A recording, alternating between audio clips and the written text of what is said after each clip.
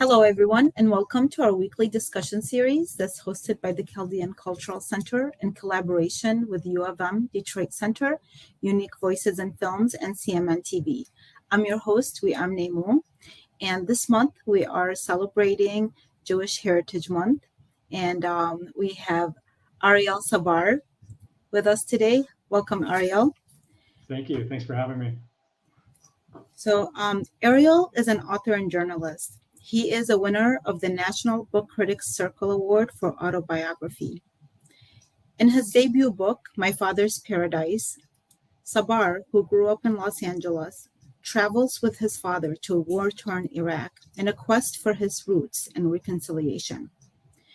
A sweeping saga of Iraqis, Kurdish, and Jewish history, My Father's Paradise is also an intimate story of history and hope. So as I had mentioned, Ariel, when I emailed you, so this is the first copy I received to review in 2008. It even says advanced reading copy. That's how long it's been. Which that one has all the spelling errors in it. Oh, does it? Okay, I didn't catch them. No worries. I was just so fascinated by what I was learning that I was really intrigued by this story. I did a book review for it, for the Multicultural Review. And what was just very intriguing is that, as a Chaldean, and my parents were born in northern Iraq in the village of Telkepe. I was born in Baghdad. They moved to Baghdad once they were married. But the descriptions that you were offering was of our people. The language, the Aramaic language, the same pronunciations, the similarities was incredible, but also the traits that the people had.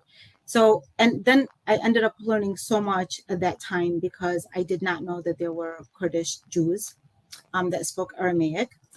I re-listened, this time in an audiobook, I was listening to it and I was learning more things because it's been a while since I read it. And so it was intriguing that the way the story is told, but all the details and the historical facts that are involved in it.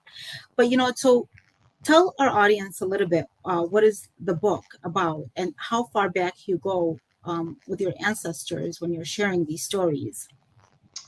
Yeah, so I was a long time daily journalist, and I decided to quit my job at the Baltimore Sun in 2004 because I felt like there was this really important story slipping through my fingers, and it was really the story of my father's immigrant journey from the mountains of Kurdish Iraq to Los Angeles, where I grew up. Ariel, I don't want to interrupt you, but there's a little bit of static from your computer. If do you want me to put on some headphones, or usually it works better without headphones. Let's see. When I was talking to you before that, it was fine. You can. Let's see. Okay. You want to try the headphones and see?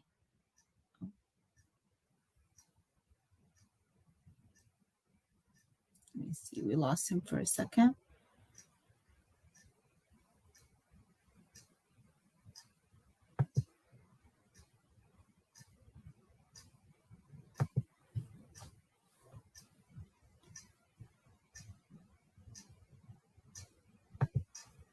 Okay, I think he's gonna try to come back on.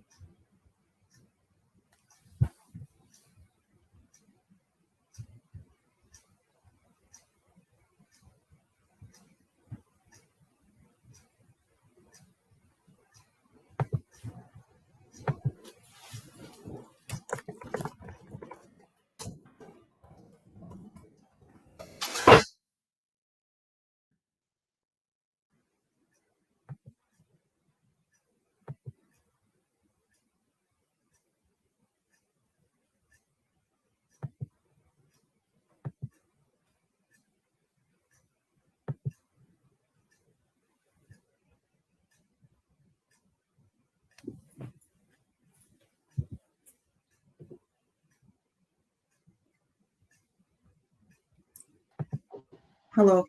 Can you see me now? Yes, and the sound is good. So okay, sorry. That's fine. Let's try this again. Go ahead and please tell us about your book.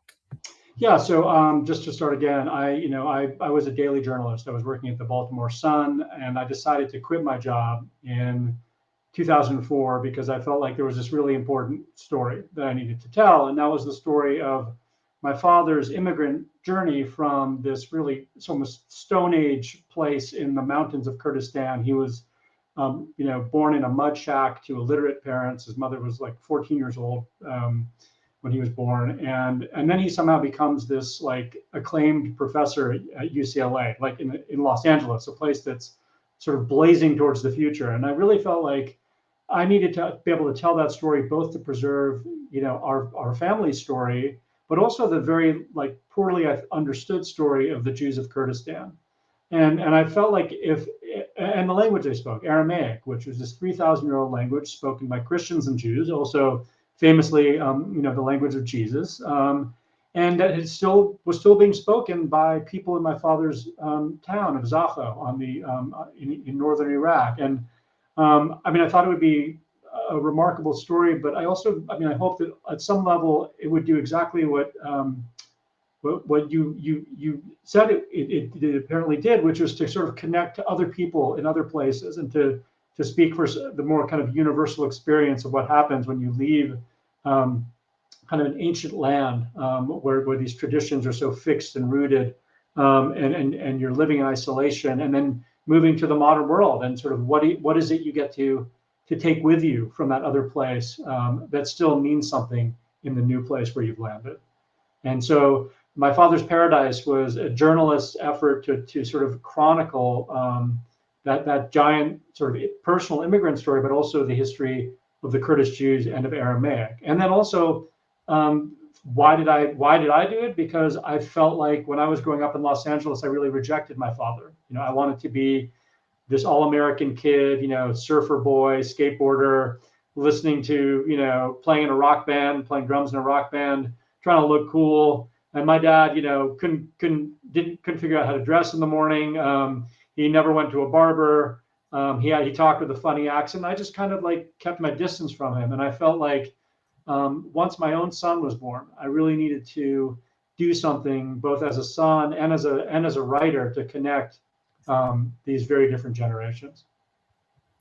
It's just amazing the generations that have passed. But I was on a program last week that talking about the Chaldean Cultural Center, and one of the questions the host asked me is, why is it important for people to know their roots and their heritage? And I said, well, I know a lot of Chaldeans. We've even done interviews where some younger Chaldeans have said that they have denied their heritage because they were embarrassed by it, especially when they were younger. And it took a long time, whether when they became parents or when they got much older and they started understanding the value of what it was to be a Chaldean or to be from an indigenous person from Mesopotamia.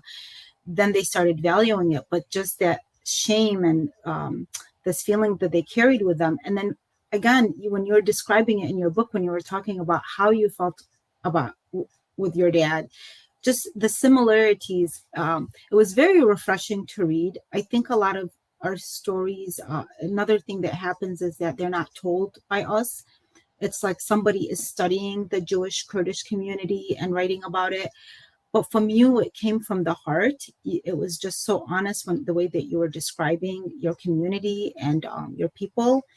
And, what I'd like to share in the book, what makes it very interesting is that the storytelling is so powerful that it's easier to learn about the history. But tell us a little bit about the Kurdish Jews in Iraq, because I've talked to people who have said, no, there's no Kurdish Jews. This is, and I said, no, I've read about them. And they said, no, there's no such a thing. I mean, I don't know if maybe there is no such a thing now, but tell us about the history and where they're at now, if there's any Yeah, left. the oral tradition of the Kurdish Jews is that, if you read the Bible, there are two big exiles from ancient Israel. There's the Babylonian exile, which is fairly well known. And then about 150 years before that, there was the Assyrian exile. So the Assyrian sort of empire, which happened to have control of this little strip of land that was ancient Israel at the time, they did across their empire just to sort of like assert their power and to destabilize the region. They basically did something called population exchange, is where they took a group of people from the land that they had been in for many, many years and then moved them across the empire to somewhere completely different in hopes that they would just basically be sort of helpless and at the mercy of their new rulers. And so they did that to the Jews of ancient Israel the same way they did it to other people across the Middle East. And they took the Jews from Assyria and they marched them across hundreds of miles of desert, and then planted them in the region that was then called Assyria. But if you look at what Assyria was then, and you kind of plot it on modern maps, it's not exact, but it's pretty close. It basically tracks with what the region we today call Kurdistan, which is a giant crescent-shaped territory arcing through the mountains of Syria, Iraq, Turkey, Iran. And so the Kurdish Jews basically are the Jews that were, I mean, their tradition is that they were the Jews exiled from ancient Israel in 722 BC, and they didn't go anywhere. They just stayed exactly where the Assyrians had put them, up in the mountains. They didn't sort of scatter. They didn't go to other places. They just stayed precisely where they were placed. And, you know, the Bible, of course, writes these Jews off as the lost tribes, and almost as these kind of literary figments, as symbols of this like irrecoverable Jewish past that we'll never get back. You know, they vanished into thin air. But the Jews of Kurdistan, or the Assyrian exile, were really never lost. They just, as you said, like people just weren't looking up in those mountains to see like who actually was living up there, because they were kind of outside of the mainstream of Judaism. And so the Jews lived in these villages scattered across Kurdistan. There are about 200 villages. About in my father's day, right before the mass migration to Israel, there are only about 25,000 Jews living in the Kurdish regions of Iraq, Iran, Syria. About 18,000 of those 25,000 were in Iraq.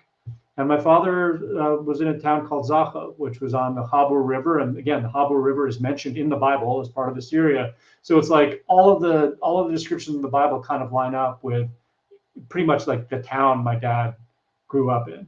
And so, and they spoke Aramaic because it had once been the language of the Assyrian Empire.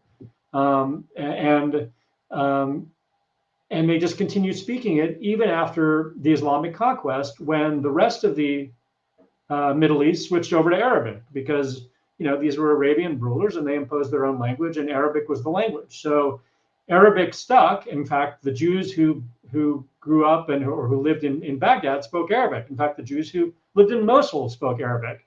But if you went up into the mountains where they didn't get the memo that, hey guys, we're not speaking Aramaic anymore, we're speaking Arabic, they continued to speak Aramaic up until the present day. And the tragedy, of course, is that in most communities, both Jewish and Christian, Aramaic is pretty much in its final days.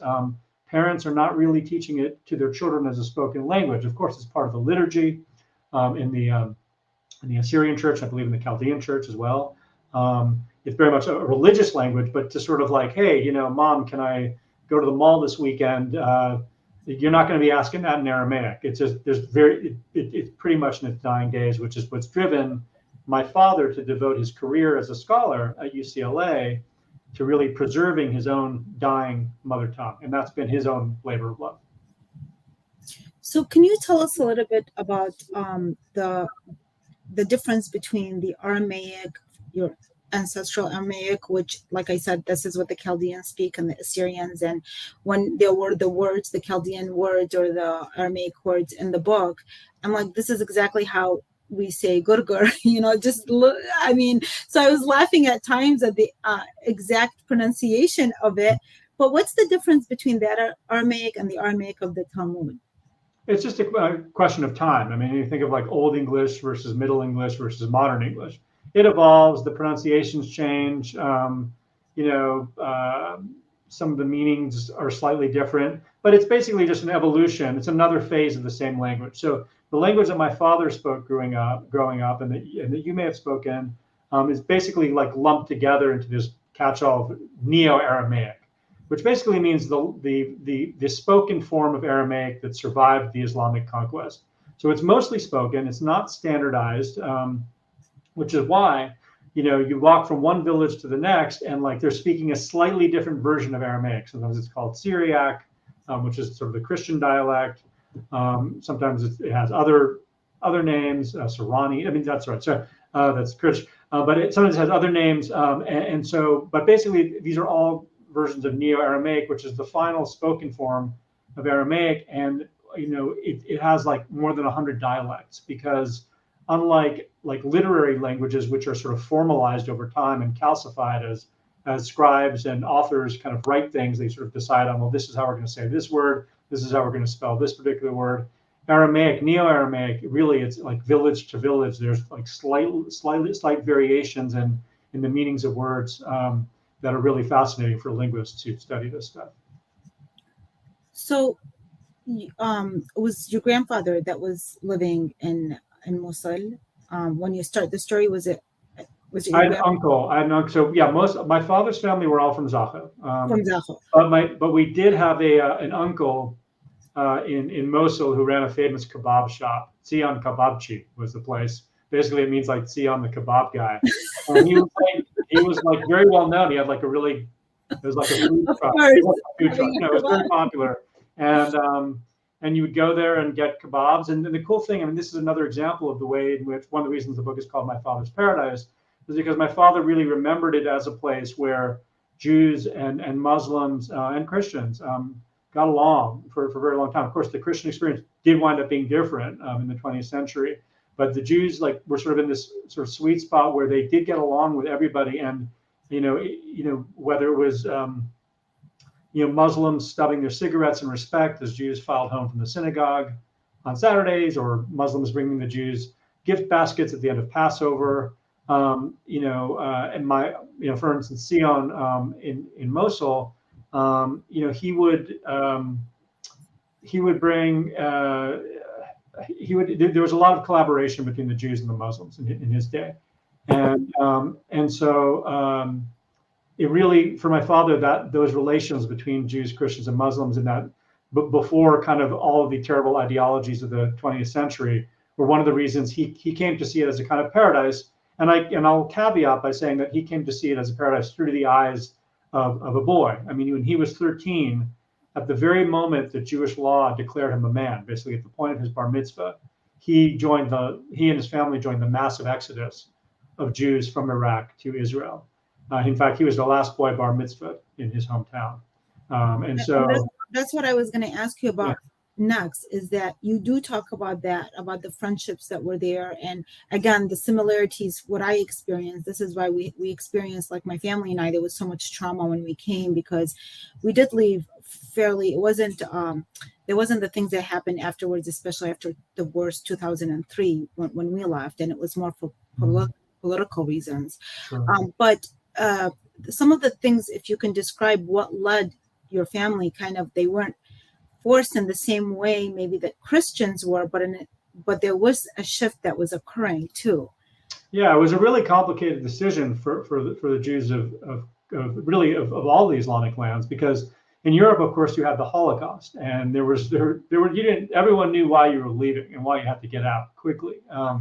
And I mean, this was just homicidal and barbaric on a scale rarely ever seen before in history. And so some people said that Israel was a European solution to a European problem, and in some ways that's true, because the Jews who lived in Islamic lands, while they certainly were not the majority, in Baghdad, for instance, in the 20th century, 1 out of 3 Baghdadis was Jewish. There were Jews on the high court, there were Jews on the highest levels of business, there were Jews in government, and there wasn't the same urgency to sort of flee that there was in Europe. And so a lot of the Jews had mixed feelings about whether they needed to go. They certainly supported Israel. They certainly identified as Jews. They wanted to support the new state, but did they really have to move there to do that? And I think what happened is, with the War of Independence, suddenly these sharp lines were drawn, and there was a twin rise of Zionism on the one hand, and then Pan-Arabism on the other, which is the sort of stronger Arab identity that was defined sort of in opposition to Zionism. And you had friends, neighbors, business partners who had gotten along for all these centuries suddenly started to look at each other a little bit more suspiciously, which I think was a horrible shame. And then those divisions were sort of like encouraged and preyed on and fueled by ideologues. And in Israel too, Israel wanted these Jews from the Middle East to come to Israel because they needed people. I mean, there was one famous early Jewish leader who said, for thousands of years we've been a people without a land. Now we're at risk of being a land without people. And so there were huge Jewish populations in the Middle East that they needed to come. They wanted to come very much. So, the Israelis too started sort of facilitating and encouraging and creating secret migration routes out of the Middle East, out of these Arab lands into Israel. And so my father, was not part of the very first wave of Jews who left, but probably like this one among the second or third in that period from 1948 to 1951, when Jews were deciding, do we stay or do we go? And so our understanding is that there's a strong community of Iraqi Jews in Israel. Are you aware of whether this group is composed of Kurdish Jews and whether they have tried to maintain the Aramaic language? Yeah, I mean, so most of the Iraqi Jews in Israel and anywhere are going to be not Kurdish, because the Kurdish they were a minority within a minority. So the majority of Iraqi Jews are probably like from the Baghdad area, from the bigger cities. And I mean, just a rough statistic, like if you say 135,000 Jews in all of Iraq in 1950, maybe 18,000 of those were Kurdish. So maybe 10 to 15%, something in there. And that's probably largely reflected in Israel's Iraqi Jewish population as well. So most of the Iraqi Jews in Israel would have, their ancestors, and maybe some of themselves, would have spoken Arabic at the time that they migrated. And so the Kurdish Jews, they're scattered. There are many in Jerusalem, of course, like where my own grandparents lived in basically like a slum tenement when they moved to Israel. And then you have some Kurdish moshavs and kibbutzim. This is a form of communal living, and in a way, because these kibbutzes, these Kurdish kibbutzes in Israel are more isolated, they've done a better job of kind of keep maintaining some of their traditions and some of their language. I don't have a lot of optimism that it's going to that it's actively being taught to the next generation. Of course, Hebrew is the language of Israel. That's what people speak. Are there probably some young people who are really interested in Aramaic that their grandmothers and their great grandmothers and great grandfathers spoke? Yeah, probably, and some of them might be making some sort of in-house efforts to sort of learn some phrases. But are there places in Israel where Aramaic is being exclusively spoken? No. I mean, the language is really in its last days, sadly, and I think that lends some of the urgency to the work that linguists are doing now to record these people who still speak the language before they're gone for good. And it also inspired me because I felt like I wanted to be able to tell this story while Jews who had lived, who remembered life in Kurdistan, were still alive. I didn't want to rely on books. First of all, there aren't really that many books. Maybe my dad wrote one of them, but there isn't a lot out there that you can draw on. I really felt like as a journalist, I wanted to go deep and really spend time with this community and understand who they were, what they cared about, why their language was important, their customs and traditions, and then tell on top of that a very American story of an American-born child trying to make sense of this faraway past. So at some point, aside from the research that you did, and how many years, by the way, did it take to write this book? Well, I quit my job in 2004, and the book was published in 2008, and I probably it's in like 4 to 5 years. 4 to 5 years. Full time. I wasn't doing anything else. So tell us a little bit about, at some points involved in the research, you ended up visiting Iraq, correct? What year did you visit Iraq? And tell us what that experience was like. Yeah, I went back in 2005 and 2006. I really felt like in order to tell this story in Technicolor, I needed to go there. My dad's a scholar. He's great with books and manuscripts and all that kind of stuff. I need to go and see stuff with my own eyes. And I really wanted to visit. And my father, to be honest, wasn't particularly crazy about the idea because, this is 2005. There was an insurgency in Iraq. And the idea of like 2 American Jews going back to Iraq in the middle of an insurgency on a kind of sentimental journey, my dad's like, I don't think so. It's not a great timing is not great here. Plus, you didn't care about this for your first, 32, 33 years. Like, why are you suddenly so interested? He was a little bit suspicious. And I basically said, like, I'm going to go anyway because I need to see this place. I can't tell the story without going to Zapo. He said, okay, I'll go with you because if anything happened to you because you didn't understand the culture, you didn't understand the language, that would be on me as a father. I'm like, yes.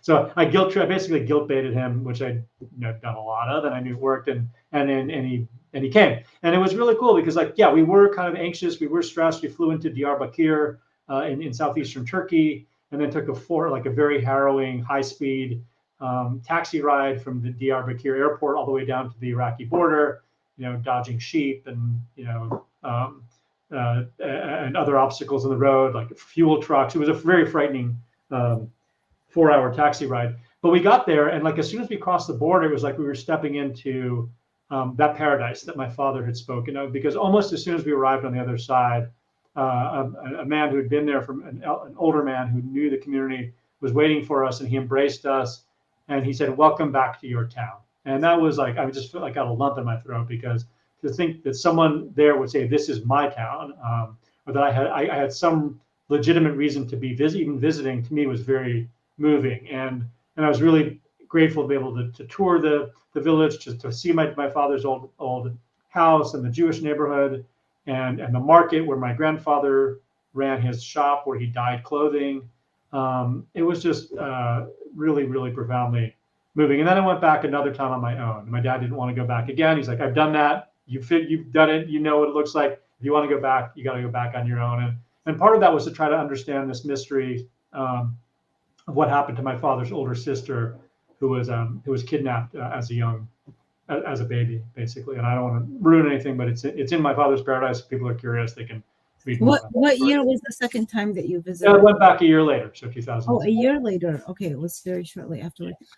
Yeah, and I have to say, your humor now even reminds me. There's a lot of humor in this book. I think it comes from the honesty. I love. I visited Iraq in 2000, and my mom was always telling me, "Just wait when things get better." And I said, "Mom, things are never going to get better in that land."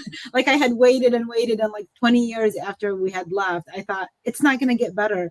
And thank God I went when I did, Yeah. because even though the country was under sanctions, but the war hadn't started.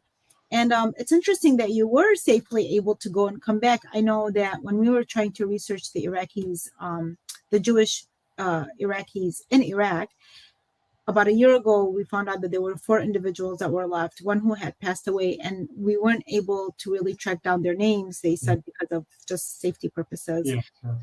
And it's unfortunate, because this is also the similarities in our communities, I think, what has occurred and how we have dealt with the immigration process, and how your dad, despite where he came from, that he really created such a legacy for himself, and the kind of work that he did. It's amazing. Like, where is your dad today?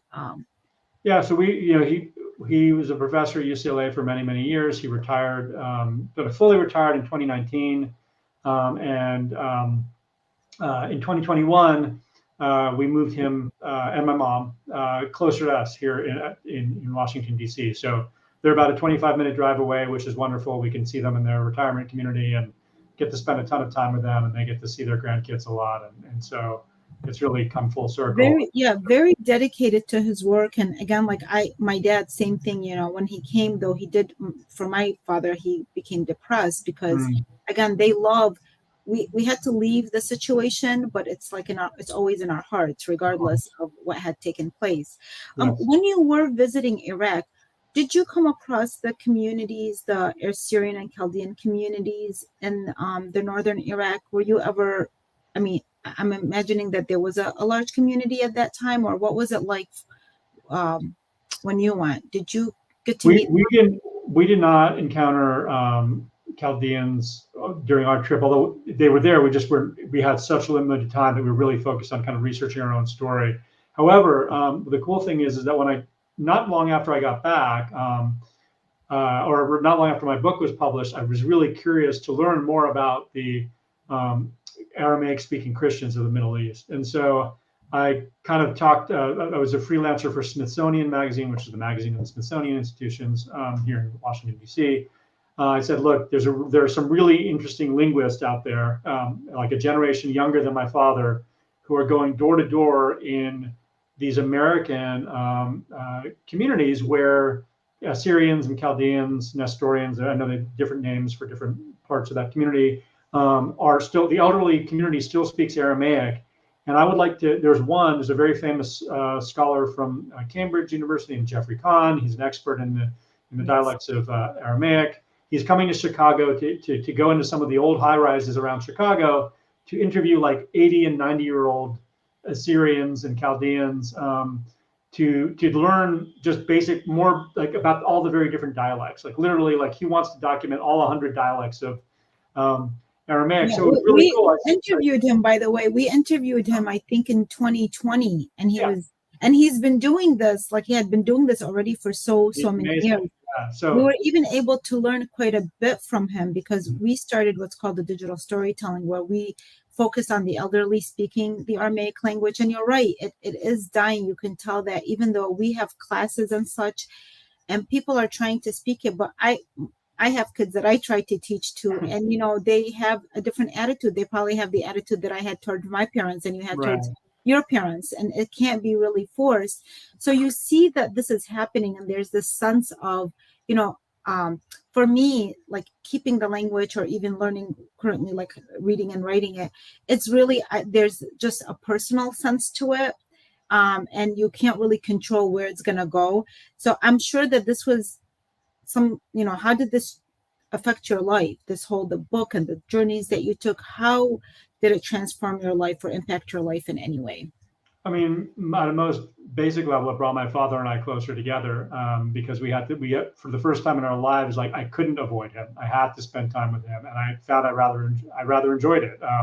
And I was learning just a ton about his story. He happens to have a really great memory, which is great luck for a journalist, because I could spend hours and hours with him, going really deep on parts of his past and stories from his childhood and about leaving Iraq and about his first experiences as a teenager in Israel. And so it gave us like a common ground that we didn't have before, because all of a sudden, like I was working on a book about his story and we needed each other, and I couldn't pretend that I didn't need him anymore, because I did need him. And then that excuse actually brought us, I think, like emotionally closer, and we had a kind of vocabulary that we never had before, because while I was off skateboarding and playing drums and he was holed up in his home office, crouched over, some ancient text that he was trying to decipher. That was hard. But now, like, we were kind of working on a project together that was deeply meaningful to both of us, and we suddenly had something to talk about. And that continues to be the case. We often talk about the grandkids or whatever now, but we're also often talking about, he'll send me some recent article about Aramaic, or I'll tell him that there's someone who's interested in a young person who's maybe doing a PhD dissertation and they want to talk to him. And so it really created this this fabric, this web that connects us that we didn't have before. And then I think the other thing that's been really cool is just to remind my own kids that, yeah, they're growing up all American in many ways, but they need to understand that this didn't happen by accident. That they have these ties, these connections halfway across the globe, and that whenever we look at anybody, whether it's an immigrant, a migrant, someone who's crossed a border, we need to understand how challenging that journey has been, and we need to see ourselves in their experience. And so that's been something cool to be able to try to inculcate in my kids as well. So Ariel, you've written other books as well, and one of your recent book, Veritas, is that how am I Veritas. Mm-hmm. Okay, a Harvard professor, a con man, and the Gospel of Jesus' Wife was considered one of the best books of 2000. Was it 20? I think I have 20, yeah, 2020. Okay, by Smithsonian Magazine, Christian Science Monitor, and the Minneapolis Star Tribune.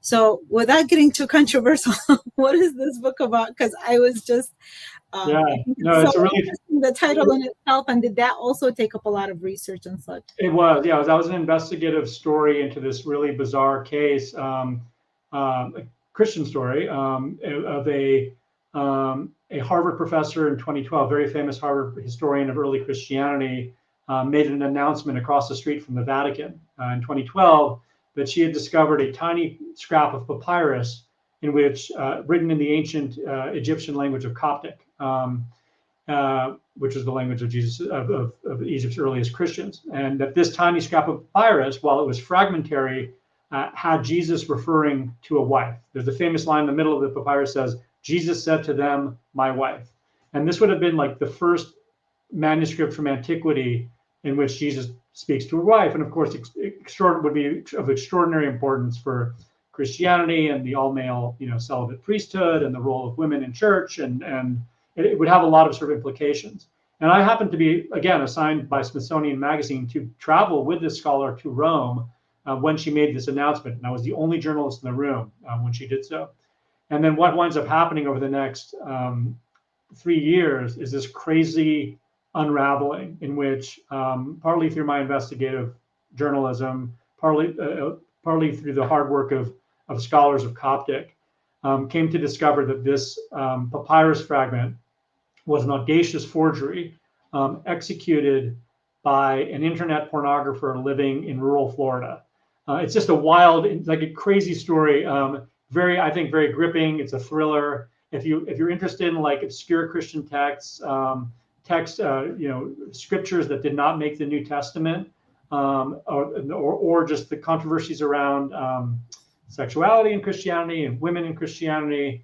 It's a really rich book that I think has a lot to chew on, and is just, I think, a page turner. So if you're looking for another Ariel Sabar, yes, yes, because you are very crafty with that, keeping the pages turning while we're learning something. That's kind of rare, right? In tone, it's a very, very different book from My Father's Paradise, but it also, I think, in some ways, I'm really interested in what happens on the margins of religion, the stuff you don't hear about. Like your friend who said, there aren't any Jews in Kurdistan. Oh, yeah. Like, that's fascinating. Very confidently. That means that people haven't done enough work looking around. In the same way, this is a story about these forgotten texts of Christianity. In fact, there are many that are authentic. The Gospel of Mary, the Gospel of Philip, these are all authentic texts. But occasionally, a very crafty person will come along and try to introduce a lost gospel into the lost text of Christianity that tries to rewrite history in some way. So that was another story that was fascinating for me because it's taking place kind of on the margins rather than in the center of religion. And are you working on anything right now? Yeah, I'm working on another story. I'm working on a story for the Atlantic magazine. I can't talk too much about it because they swear me to secrecy, but it's among the themes we've discussed today. So again, these ideas, margins of faith, investigation, trying to understand people for whom faith means something different than what you might, your Sunday school teacher or the preacher might tell you from the pulpit. And because religion is, I think people react to religion in so many fascinating ways and draw so many different things from it.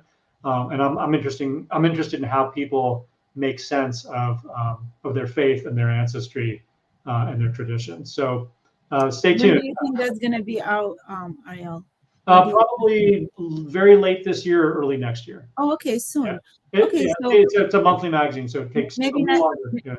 Maybe next year we'll have you back with that book or that story. Okay. So thank you so much. Until then, I continue. All these years when I was doing stories or sharing stories, I always brought up this book because, again, the things that it was saying in it, and because of the fact that similarly to the Jewish Kurdish community, the Chaldean community also lacks, and there's like a void with regards to sharing stories for many, many reasons. So even with our digital storytelling, part of it is not just to preserve and to document the Chaldean language, but it's also to share our stories, many of which we were not able to share because everybody, as you saw in this book, is in survival mode. That last thing is for them to think is like to document everybody, everything down, although there were some characters that really cared to constantly carry books. So thank you so much for the work that you do. I look forward to your next project, and we loved having you today.